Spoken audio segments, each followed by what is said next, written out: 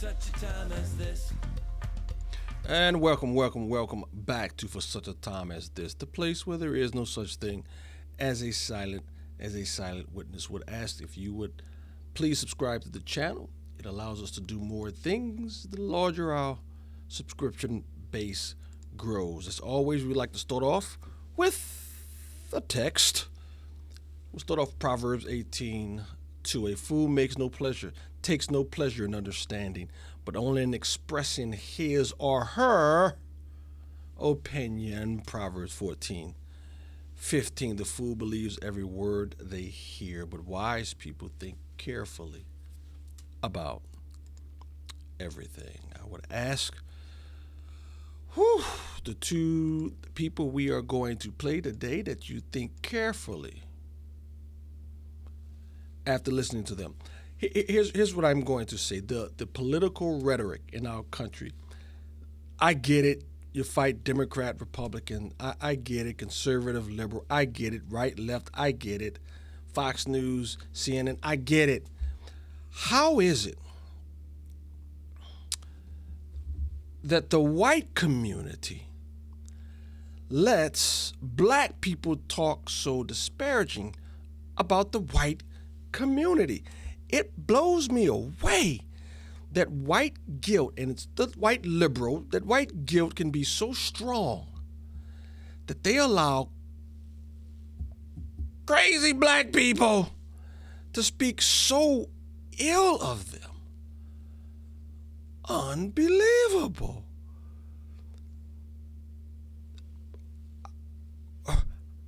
White liberal, how much do you have to hate yourself to allow this to go on? Look at this congresswoman. Wow. As many of you as possible to flood our state. Like when it's election time, I want them to be so mad that they did all of this, because we have people coming from the entire country to Texas to make sure that this little scheme that they tried to pull, where they were just going to steal and diminish the voices of black and brown people, I want us to be so loud that they actually go running and trying to figure out what's that little racist town they all hiding in, and some, what is it, Missouri, Arkansas. I think they all ran to Arkansas. That's where they need to run off to. That's how I want them to feel after this election. So no matter what happens, I need y'all to stay in this fight, because literally the war is just starting.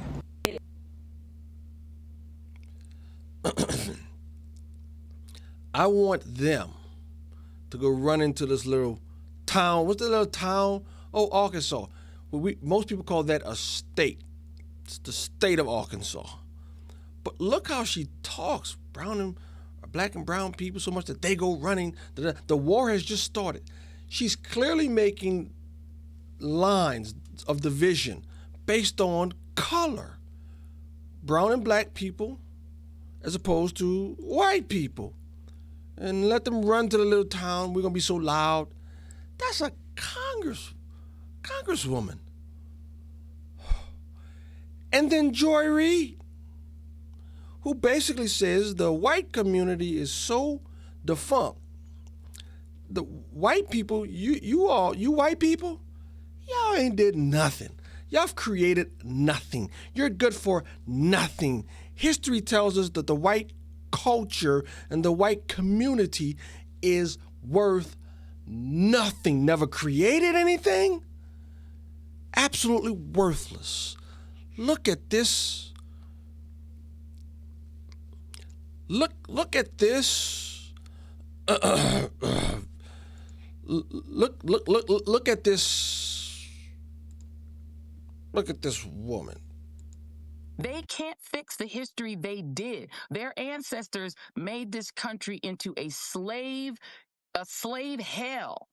But they can clean it up now because they got the Smithsonian. They can get rid of all the slavery stuff. They got PragerU. They can lie about the history to the children. They can't originally invent anything more than they ever were able to invent good music. We black folk gave y'all country music, hip hop, R&B, jazz, rock and roll. They couldn't even invent that, but they have to call a white man the king, because they couldn't make rock and roll. So they have to stamp the king on a man whose main song was stolen from an overweight black woman.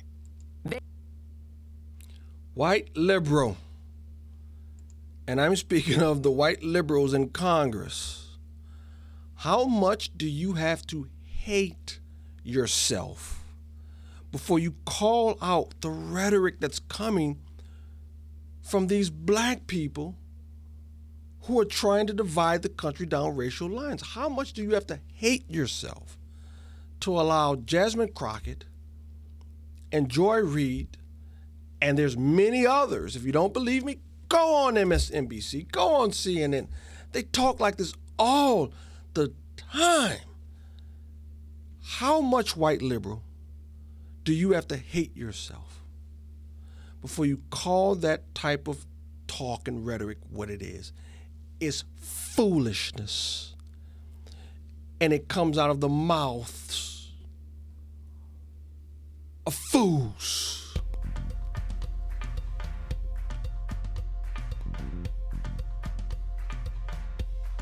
For such a time as this,